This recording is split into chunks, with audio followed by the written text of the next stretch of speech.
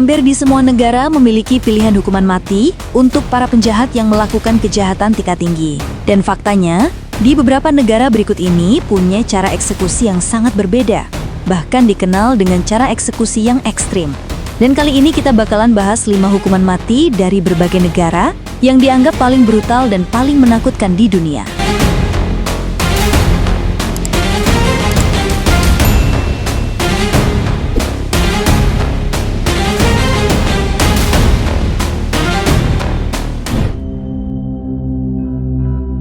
Hukuman mati di Somalia.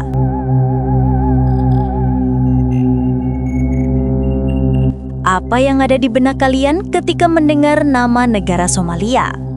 Mungkin kebanyakan dari kalian akan langsung berpikir kalau negara Somalia terkenal dengan kasus bajak lautnya yang meresahkan. Selain itu, negara Somalia mayoritas besar bahkan mencapai sekitar 99% penduduk Somalia adalah Muslim Sunni, dan menghafal Al-Quran adalah tradisi yang sangat dihargai. Namun sayangnya, Somalia juga dikenal karena ketidakstabilan politik, konflik internal, dan merupakan salah satu negara termiskin di Afrika dengan angka harapan hidup yang rendah. Di Somalia, hukuman mati juga diberlakukan di sana, seperti kasus eksekusi Hasan Hanafi Haji, yang merupakan seorang mantan wartawan Somalia yang kemudian bergabung dengan kelompok ekstremis Al-Shabaab dan menjabat sebagai perwira penghubung median mereka. Dalam eksekusinya, awalnya Hasan Hanafi Haji diikat di sebuah tiang kayu. Kemudian kepala Hasan Hanafi Haji ditutup dan regu tembak bersiap melakukan eksekusi.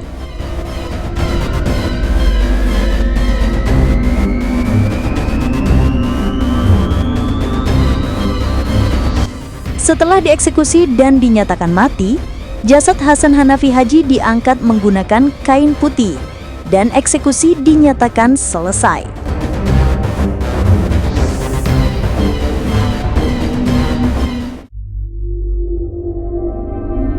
Hukuman mati di Vietnam.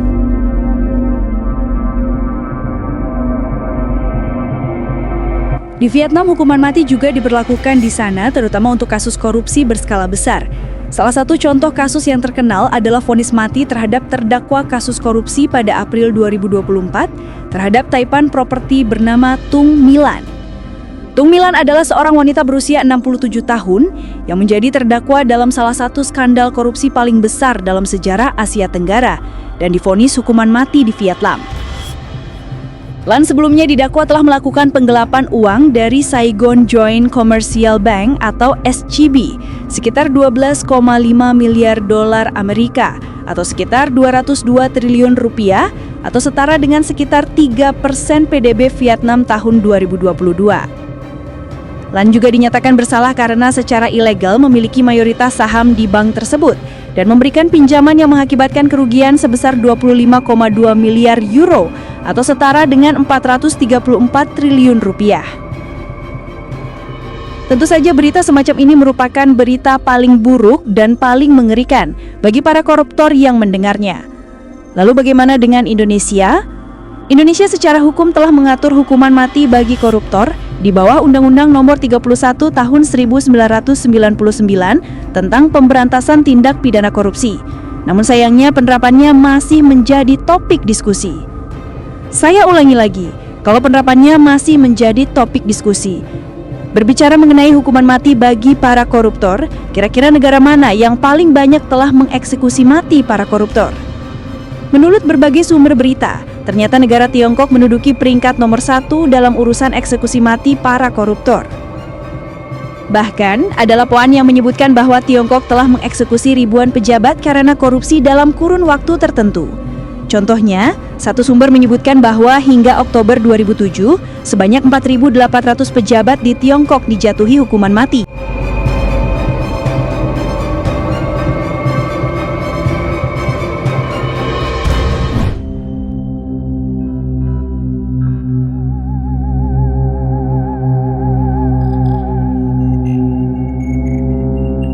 Berbicara mengenai hukuman terhadap pelaku kejahatan di Arab Saudi, hal ini tak terlepas dari dasar syariat Islam.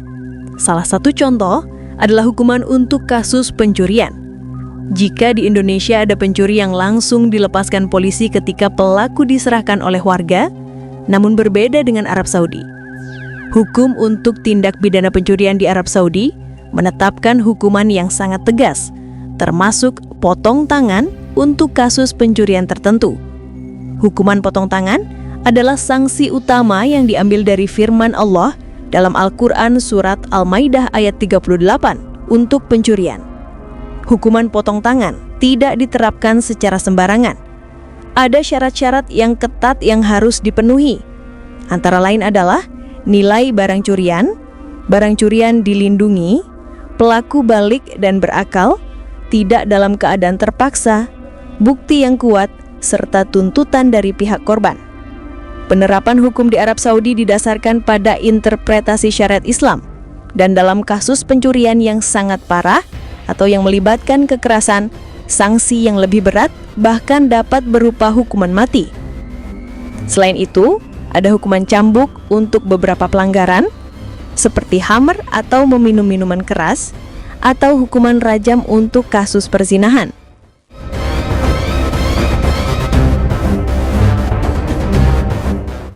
Dalam sebuah kasus, ada seorang wanita bernama Satinah yang merupakan tenaga kerja Indonesia divonis hukuman mati di Arab Saudi karena kasus pembunuhan. Satinah mengaku bersalah membunuh majikannya di pengadilan Arab Saudi pada tahun 2010 dan dijatuhi hukuman pancung. Berdasarkan hukum di Arab, eksekusi bisa dihindari jika pelaku membayar kompensasi yang disebut diat atau uang darah kepada keluarga korban. Beruntungnya, Satinah akhirnya selamat dari eksekusi pada tahun 2015 setelah berhasil negosiasi pembayaran uang darah yang diminta oleh keluarga korban, dan negosiasi dilakukan untuk menghindari hukuman pancung.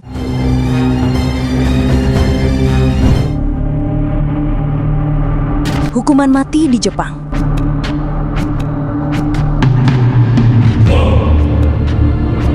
Di Jepang, hukuman mati masih dilaksanakan sampai sekarang. Dan uniknya, satu-satunya metode yang digunakan untuk eksekusi mati adalah dengan cara hukuman gantung. Umumnya, hukuman mati dijatuhkan untuk kasus pembunuhan berat seperti pembunuhan ganda atau kasus yang sangat brutal. Meski hanya memberlakukan satu metode saja, namun Jepang punya cara tak masuk akal yang membuat kalian akan merinding ketika mengetahuinya. Setelah melalui proses hukum yang panjang, narapidana hukuman mati akan ditempatkan dalam sel isolasi dan hidup selama bertahun-tahun di sana. Yang mengerikan, si narapidana hukuman mati ini tak akan pernah tahu kapan dirinya akan dieksekusi. Di dalam ketidakpastian yang berkecamuk di benak si narapidana, dia setiap harinya hanya punya satu pertanyaan besar, yakni kapan hari itu tiba. Dan ini menyebabkan dampak serius pada kesehatan mental. Dan ketika hari eksekusi tiba, si narapidana hukuman mati hanya akan diberitahu beberapa jam sebelum pelaksanaan hukuman.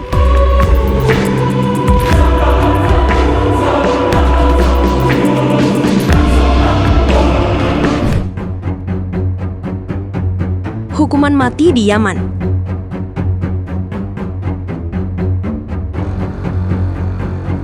Yaman termasuk salah satu negara dengan tingkat eksekusi tertinggi per kapita di dunia, dan eksekusi terbuka di depan umum masih sering terjadi. Di wilayah utara yang dikuasai kelompok Houthi, jumlah vonis hukuman mati bahkan meningkat tajam. Seperti pada Mei 2024, pengadilan yang dikelola Houthi menjatuhkan hukuman mati kepada 44 orang yang dituduh bekerja sama dengan koalisi pimpinan Arab Saudi. Metode eksekusi hukuman mati di Yaman juga terbilang brutal. Eksekusi dilakukan di hadapan publik dengan terpidana dibaringkan di tanah. Kemudian, seorang eksekutor akan menembak punggung beberapa kali hingga terpidana dinyatakan meninggal.